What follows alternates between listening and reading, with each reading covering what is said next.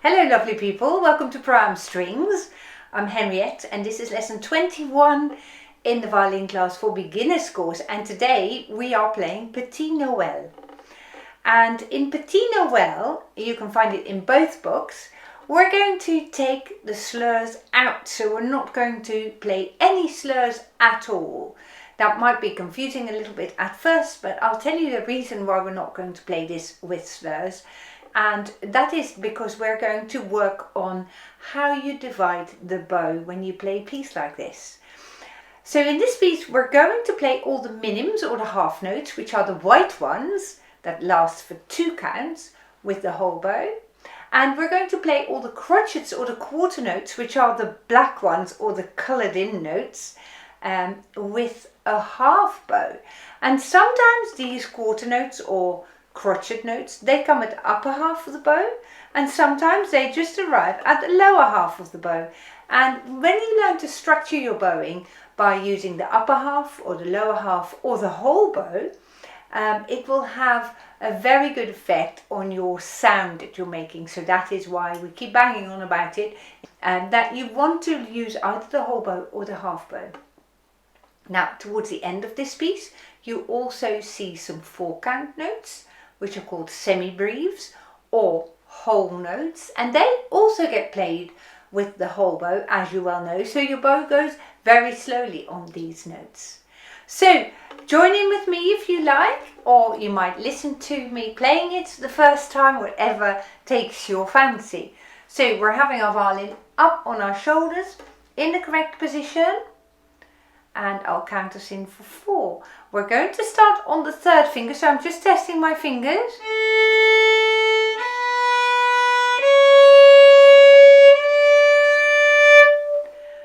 One, 2, 3, 4.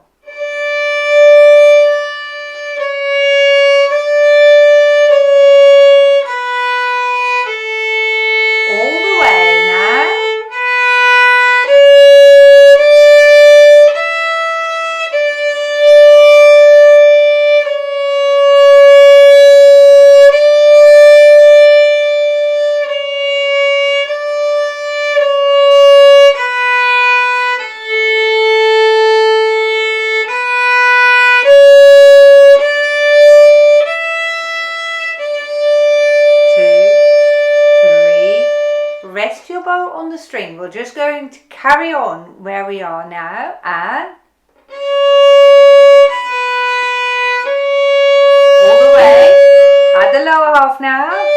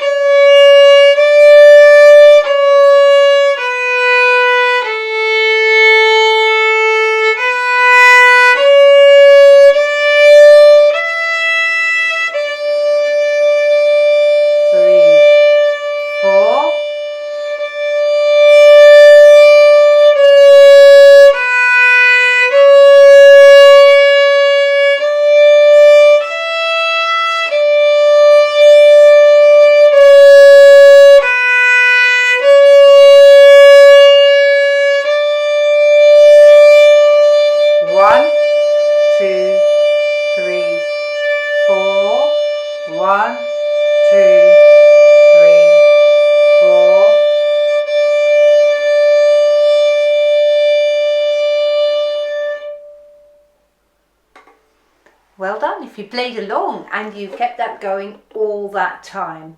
Now, it's quite likely that you haven't quite made it to the end, and that's absolutely fine because we're just learning this piece. This was the first time.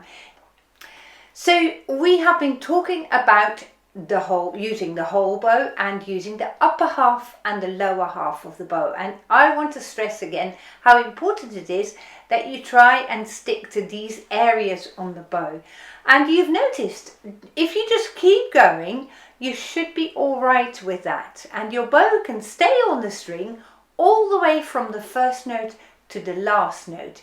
So if you found yourself in a habit of lifting the bow up in the middle of this piece, then please, on the next playing, I would encourage you to try and leave the bow on the string at all times. Even when you've got the rest, you can just freeze in your tracks and just wait for a split second and then join again from where you are and on that point of the bow. Shall we play the first line and the first bar of the second line? So we're just going to play up until the first rest now. So if you've not played this before with me, this is going to be a really good first go. So check your fingers, 1, 2, 3.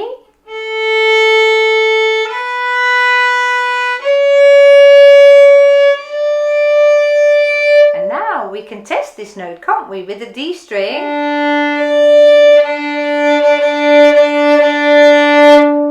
And you can check that your third finger is in precisely the right spot. After 4. Starting at the heel of the bow, so you might get ready here. 1, 2, 3, 4. Upper half now. Whole bow. Lower half.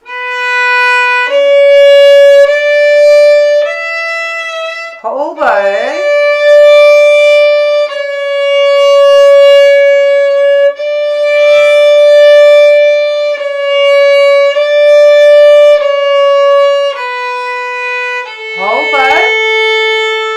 Stay the lower half.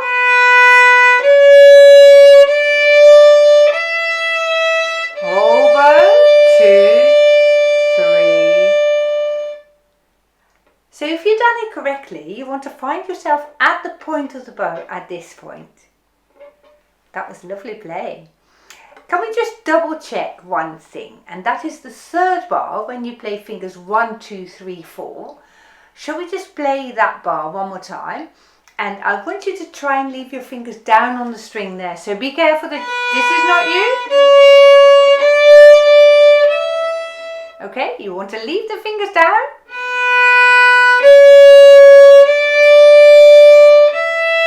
So by the end of this third bar, all of your fingers are on the string. And if you remember, this is their pattern. A space between fingers 1 and 2. Fingers 2 and 3 are together. And fingers 3 and 4, I don't know if you can see better, have got a gap again.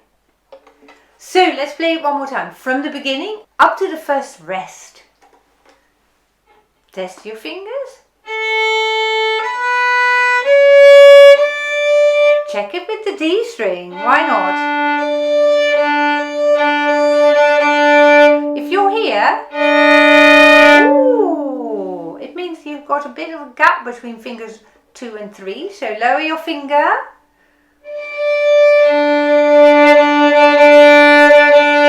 If you sound like this, oh, it doesn't sound good, does it? It means that your second finger has lost its space. So if you make this space between fingers 1 and 2 a bit bigger, you might be in a better position to play that in tune.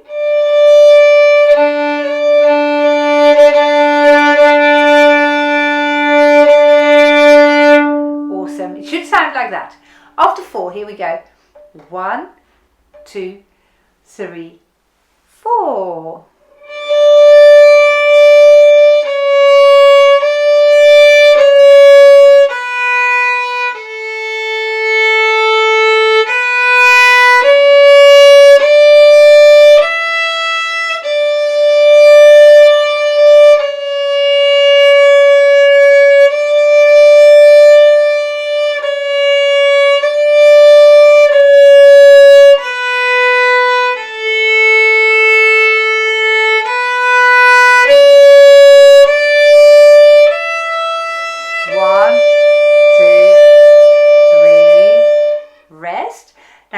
time we're going to continue, and I want you to check that you connect all the notes up together. So we're not having any gaps between notes. You see, that's not right. I usually say to children, and it might work to visualize this as well, violin playing should be like joined up writing. So there are no gaps between the individual letters, or in our case, the individual notes. Glue them all together so that your bow just keeps moving and it doesn't keep stopping and starting, you see. So we ended up at the point of the bow, and that's where we're going to continue. After our rest, I'll count us in for 4. 1, 2, 3, 4. Whole bow. Now at the heel of the bow. Whole bow. Now at the point of the bow, glue the notes together.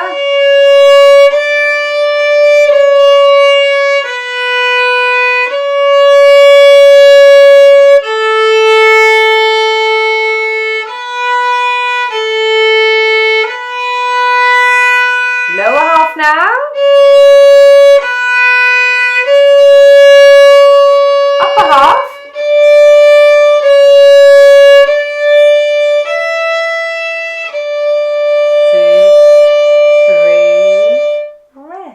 Shall we continue?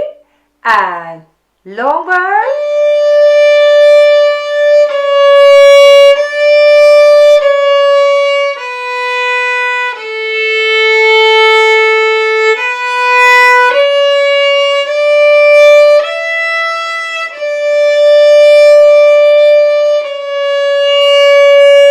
Let's hold it here for a moment, and I'm hoping that you will have spotted that this section is exactly the same again as the beginning. And we've seen in earlier lessons that I really like this because I know it already and it makes it easier to play. So let's go on the 3rd line, and we're starting after the rest where the theme tune comes back. So we're starting at the heel in this position. 1, 2, 3, 4.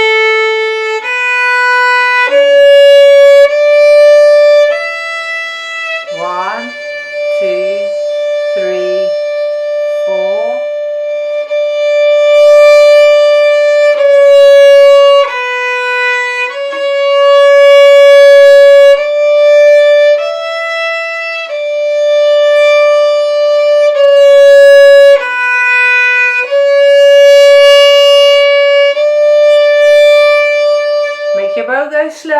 1, 2, 3, 4, and super straight. 3, 4. Here we go. 2, 3, 4. That was lovely playing. Really well done. And you notice when you start to connect up and play your notes much more smoothly, you sound suddenly like a more advanced violin player. So excellent practice today. And this smooth playing, we have got a word for it in music, which is called legato. Legato means smooth, and it is the opposite of staccato, which is like broken up into short sections.